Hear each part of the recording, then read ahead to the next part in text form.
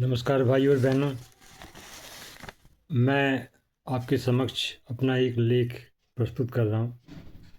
इस लेख का शीर्षक है यमुना के प्रति, महाकवि निराला की एक महानतम रचना।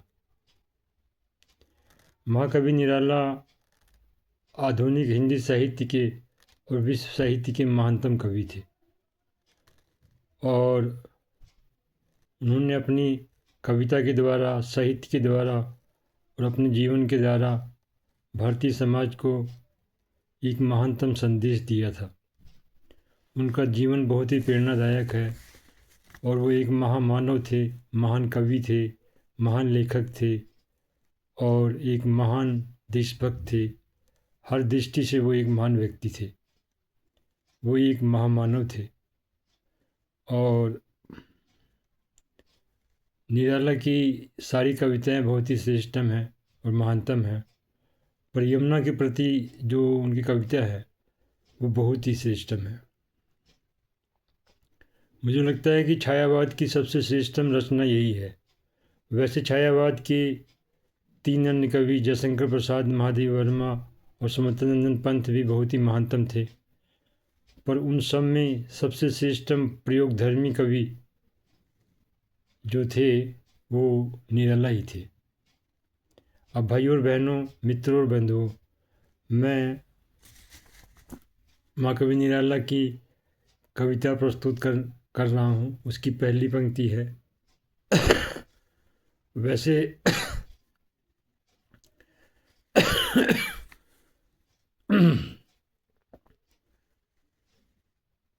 उनकी जो कविता है वो कुछ अन्य तरीके से शुरू होती है, पर मुझे ये पंक्तियाँ बहुत अच्छी लगती है। यमुने तेरी इन लहरों में किन अधरों की आकुल तान, पथिक प्रिया सी जगा रही है उस अतीत के नीरव गान।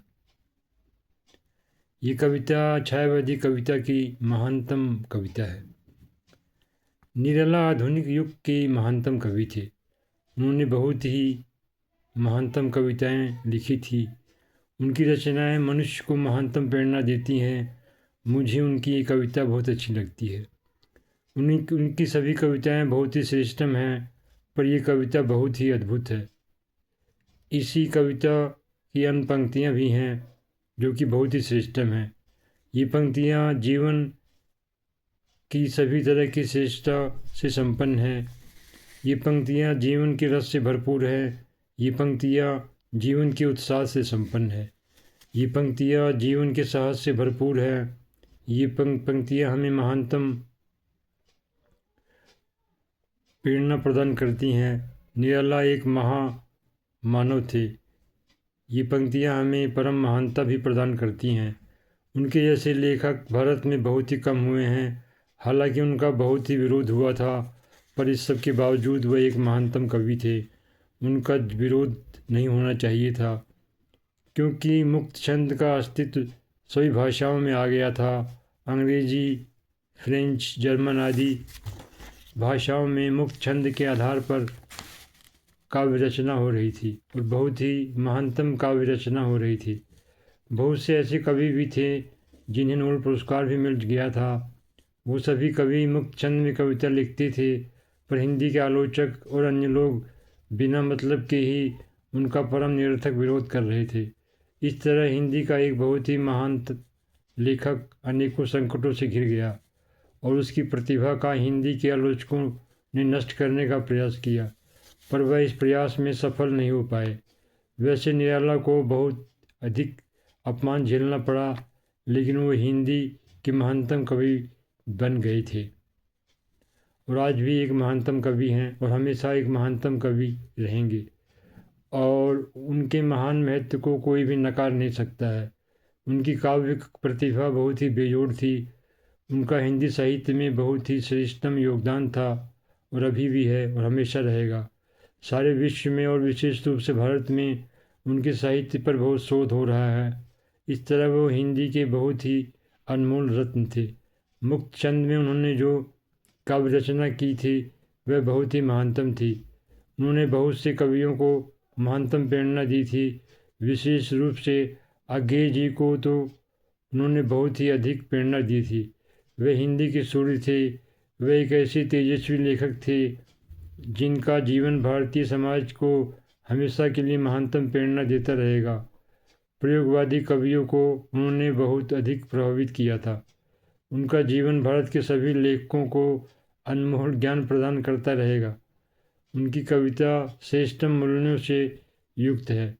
वे हिंदी के सबसे प्रतिभाशाली कवियों में से एक थे। उनकी ये पंक्तियाँ भी बहुत अच्छी हैं, बहुत ही श्रेष्ठतम हैं, बहुत ही महानतम हैं। और ये पंक्तियाँ यमुना के प्रति कविता से ली गई हैं। ये पंक्तियाँ इस प्रकार हैं। बता कहा अब वह बंसीवट, कहाँ गए नटनागर श्याम, चल चरणों का व्याकुल पनघट, कहाँ आज वह वृंदा धाम।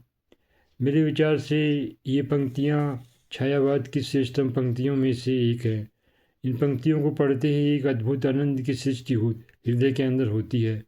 धन्य है निराला जिन्होंने ऐसी महानतम पंक्तियों की रचना की थी। वैसे उनकी कविता यमुना के प्रति छायावाद की महानतम रचना है। ऐसे महानतम कवि को बारंबार प्रणाम। निराला आधुनिक युग के महानतम कवि थे। निराला का काव्य हिंदी साहित्य के लिए महानतम वरदान है।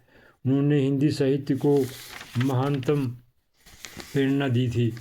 वैसे उनका जीवन बहुत ही कष्टप्रद था, पर इसके बावजूद भी वे हिंदी के महानतम कवि बन गए थे और आज भी महानतम हैं और हमेशा महानतम बने रहेंगे। तो मित्रों, भाइयों, बंधुओं और बहनों, अगर आपको मेरा ये वीडियो पसंद आया हो, कृपया मेरे चैनल को सब्सक्राइब कर लें, लाइक भी कर दें, शेयर भी कर दें। मेरे वीडियो को देखने के लिए आपका बहुत बहुत धन्यवाद। अब मैं अपना ये लेख समाप्त करता हूँ। भारत अमर रहे, भारत के लोग अमर रहें, भारत विकास करता रहे, भारत के लोग भी विकास करते रहें। वंदे मातरम। भारत माता की जय। जय हिंद।